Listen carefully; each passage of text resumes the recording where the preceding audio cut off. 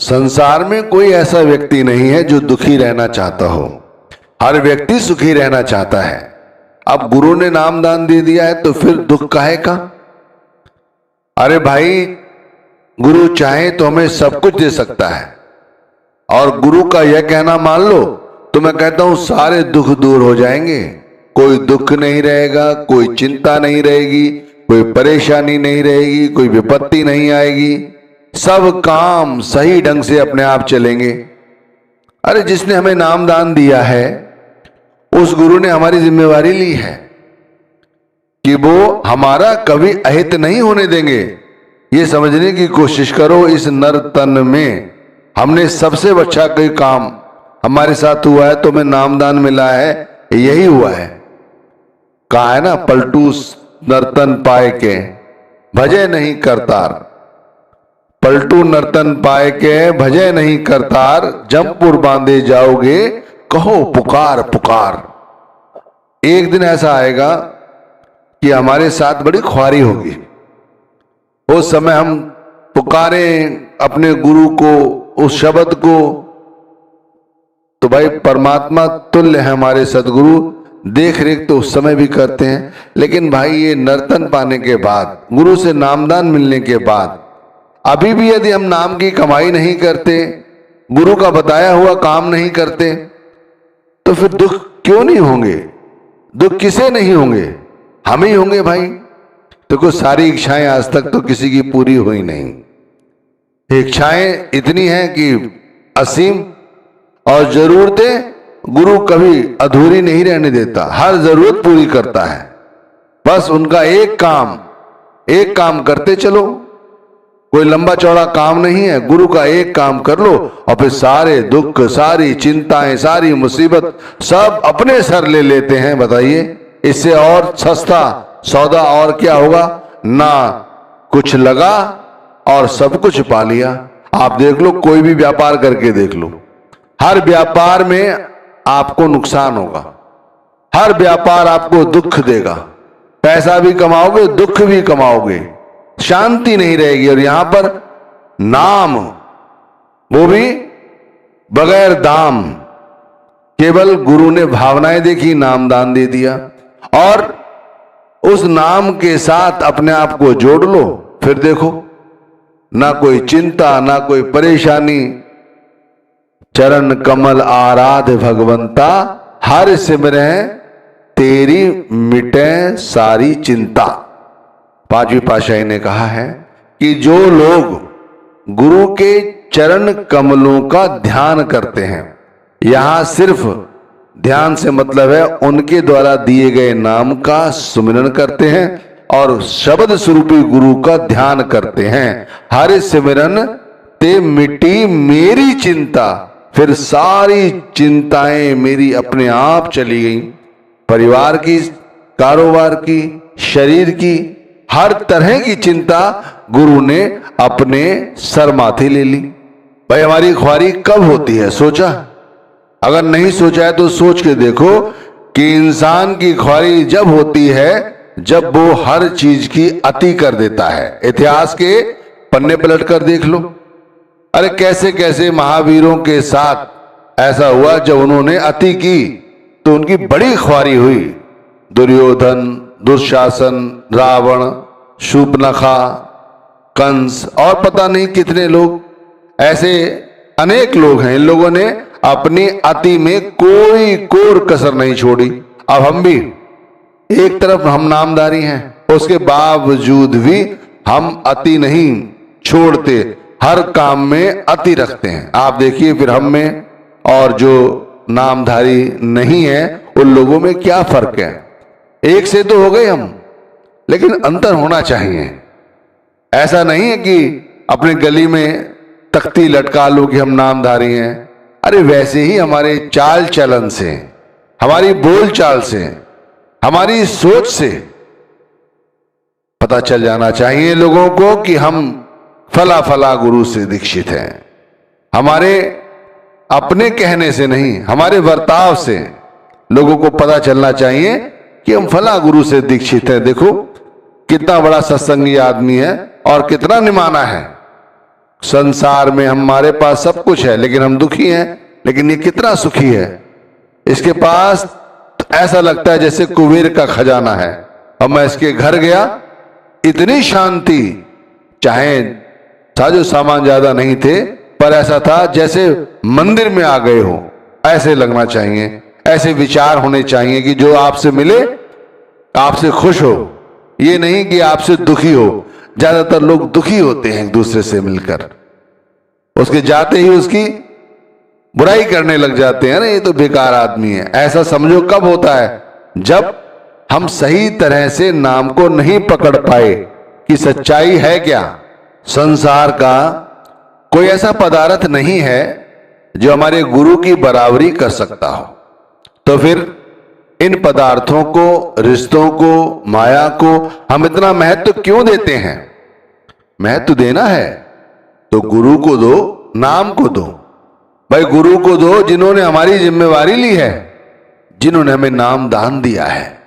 मैं कहता हूं जो लोग गुरु को हर वक्त अपने मन में बसाए रखते हैं, नाम का सुमिरन भजन करते रहते हैं, ऐसे नामधारी जीव आत्माओं को इस मृत्यु लोक में किसी चीज की कमी नहीं रहती, यहां भी कमी नहीं रहती। और यहां से जाने के बाद जीव आत्मा की आत्मा को वहां भी जम के दूतों के हाथों से खराब नहीं होना पड़ता, वहां भी उसे वही आदर सम्मान मिलता है जिसका वो अधिकारी है। मैं हर जीव आत्मा से यही कहूंगा, चाहे नामधारी है चाहे नहीं, कि भाई अति मत करो। और नामधारियों को तो खास तौर से अति नहीं करनी चाहिए। अगर अति करनी ही है तो भाई भजन सिमरन में करके दिखाओ, वहां पे करके दिखाओ, तुम्हारा कुछ बनेगा, स्वार्थ भी बनेगा और परमार्थ भी सबरेगा। 24 घंटे नाम की सुध रखो। सुबह उठे, आंखें खोली, आंखें खुलते ही बगैर किसी ना नुकर के बड़े प्रेम के साथ नाम की भजन बंदगी करने लग जाओ। आसन बिछाओ, बैठ जाओ और नाम जपो। नाम जपते हुए गुरु का ध्यान करो। अपने मन को दुनिया के पदार्थों से हटाओ, ध्यान गुरु के स्वरूप के साथ जोड़ो और मन को सिमरन में लगाओ। यह समझो कि गुरु हमारे साथ बैठे हुए, नाम जैसे हम जप रहे हैं वो हमारे साथ बैठे हुए हम उन्हें देख रहे हैं। बगैर हिले डुले यह अभ्यास बनाओ। नींद ना आए इसलिए चौकन्ने होकर बैठो, आलस्य ना आए इसलिए तरोताजा होकर बैठो। हर रोज लगभग 2 से 2.5 घंटे की बैठक बनाओ और फिर भजन में बैठो। चित्त को अंतर में हो रही धुनों को सुनने में लगाओ, अंतर में हो रहे प्रकाश को देखने में लगाओ। चुपचाप सब आसक्तियों को त्याग कर यह नित्य प्रति अभ्यास करो और दिन चढ़ने से पहले करो। सूरज निकले इससे पहले अपना काम कर लो, उसके बाद दुनियादारी के काम शुरू करो। और दुनियादारी के काम करते समय भी मन में नाम का सुमिरन चलता रहे, ऐसा करो। जब समय मिले गुरु का ध्यान करो। अरे मैं कहता हूं ज्यादा नहीं, 1-2 दिन करके देख लो। 1-2 दिन में कुछ आपका बिगड़ेगा तो नहीं, 2 दिन 3 दिन करके तो देखो, फिर आपको लगेगा अरे भाई अभी तक हम कहां सोए हुए थे। सर पे हाथ दे मारोगे, पीटोगे कि बताओ हमने क्या खो दिया। इतना अच्छा लगता है, आप अनुभव करके देखो। यहां पर सारा दिन दिमाग में परेशानी रहती है, तरह तरह की बातें उपजती हैं, हम बेकार में अपने आप को फंसाए रखते हैं, बेमतलब की बातें सोचते रहते हैं। अपने आप ये सारी बातें दूर हो जाती हैं और मन कितना प्रसन्न रहता है, कितना चित्त शांत रहता है, किसी चीज की कोई कमी नहीं रहती, कोई दुख कोई संताप नहीं सताता। सारी आसक्तियां अपने आप छूमंतर पता नहीं कहां चली जाती हैं। अरे 1 दिन 2 दिन 3 दिन, ज्यादा थोड़ी बता रहा हूं, केवल 3 दिन करके देखो, चौथे दिन अपने आप करने लग जाओगे। भाई कितना सुखद अनुभव महसूस होता है। ये तो जो कर रहे हैं वो लोग बता सकते हैं, और ज्यादा करो तो खुद करके देख लो। और फिर इसी तरह शाम को जब घर लौटो तो खाना खाने के बाद या खाना खाने से पहले फिर नाम की भजन बंदगी पर बैठो। देखो भाई, सारे सत्संग में भजन बंदगी पर ही जोर दिया जा रहा है। क्यों दिया जा रहा है? क्योंकि हमारे जीवन का कोई सच्चा साथी है तो ये नाम है, और नाम का सिमरन भजन हमारी सच्ची कमाई है। और जो लोग इस नाम से दूर हैं, परमात्मा से दूर हैं, चाहे वो कुछ भी इकट्ठा कर लें भाई, उन्हें कभी सब्र नहीं आएगा, संतोष नहीं आएगा, दुनिया की माया में ही लिप्त रहेंगे और दुखी रहेंगे। समझे, दुखी रहेंगे। देखो भाई, ये बार बार जन्म तो मिलता नहीं, बार बार यह तन नहीं नर नारायण देह, बार बार यह तन नहीं नर नारायण देह, दादू बौर न पाइए जन्म अमोलक एह। ये देखो अमोल दात है परमात्मा की, ये मैं बार बार नहीं मिलती भाई। इस देह को नर नारायणी देह कहा है। देखो, ये दादू साहेब ने कहा है, इससे पहले और संत महात्मा ने भी यही कहा है, यही समझाया है कि ये जो देह मिली है ये बार बार नहीं मिलती। 84 लाख योनियों की जिया जून में भटकने के बाद तब कहीं जाकर ये नर्तन मिलता है। उसके बाद हमारे भाग्य से हमें गुरु मिल गए, गुरु ने हमारी जिम्मेवारी ले ली, और इतनी बड़ी जिम्मेवारी ली कि कभी भी कोई दुख संताप हमें नहीं होगा यदि नाम का सुमरन भजन करते रहे तो। बताओ, और इस नाम के सुमरन भजन में कभी कोई खर्चा होता है? मैं कहता हूं दुनिया के बोझे उठाओगे, सारे दिन सारी जिंदगी उठाते रहोगे और दुखी रहोगे, लेकिन ये काम नहीं कर सकते जो घर बैठे, और वो भी दिन चढ़ने से पहले लोगों को कर लेना चाहिए। और हर सत्संग में, हर वाणी में यही समझाया जा रहा है कि भाई ये छोटा सा काम है, करो, और यही नहीं कर रहे हैं हम लोग। गुरु नाम के सिमरन से हमारी सारी बलाएं टल जाती हैं, हमें कोई दुख नहीं सताता, धर्मराज के यम के दूतों के हाथों से हमें खराब नहीं होना पड़ता। हरि का सिमरन जो करे सो सुखिया संसार, इत उत कतहु न डोलई जिस राखे सिरजनहार। ये हमारे गुरु हमें इस तरह से रखते हैं, यह सिरजनहार रुकुल मालिक हमें इस तरह से रखता है कि हमारा मन इधर उधर की आसक्तियों में नहीं डोलता। जैसे आसक्ति हमसे कभी छूटती नहीं, और आसक्तियों के चक्कर में ही हम दुख भोगते हैं। कभी ऐसे कर्म करते हैं निषेध है, कभी ऐसे कर्म करते हैं जिसका हम खुद कर्ता बन जाते हैं, और एक कर्तापन की निशानी ही हमारे दुख का कारण बन जाती है।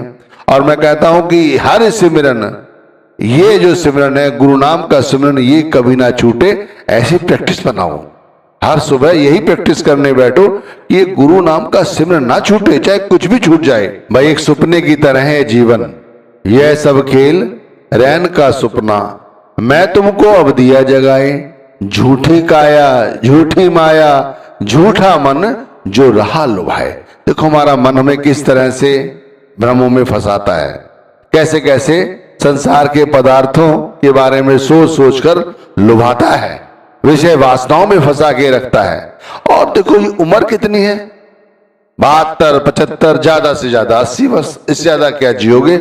उसके बाद जो लोग जीते हैं उनकी बुद्धि ही काम नहीं करती, बोलते कुछ है निकलता मुंह से कुछ है, खाते कुछ है मुंह से निकल जाता है, बाल सफेद हो गए हैं, कमर टेढ़ी हो गई है, आंखों से नीर बह रहे हैं, हाथ हिलते हैं, पानी उठा के पिया नहीं जाता। आप सोचो ऐसी दुर्दशा होने वाली है हमारी, और हम पता नहीं किस गफलत में सो रहे हैं। सीधी सी बात है, नाम की भजन बंदगी करो और कुछ नहीं। यह रैन का सपना है, जिस दिन भी यहां से चलना पड़ा तब देखोगे अरे भाई अभी तो कुछ नहीं कर पाए, सारा काम हमारा यूं का यूं ही रह गया। अब वो चिताते हैं, संत कहते हैं स्वामी जी महाराज, मैं तुमको अब दिया जगाए, अब मैं जगा रहा हूं कि भाई उठो, गुरु का एक काम कर लो, गुरु का एक काम कर लो, फिर कभी दुखी नहीं रहोगे। झूठी काया झूठी माया, इसी में फंसे रहो सारी जिंदगी, कैसे उस परमात्मा तक पहुंचोगे। नाम ये थोड़ी दिया था, नाम गुरु का संभाले चल, यही है दाम गठ बंधना। यही हमारी सच्ची कमाई है जो हमारी खेसे में बंधी रहती है। शरीर जल जाता है, शरीर दफना दिया जाता है, उसके बाद भी हमारे खेसे में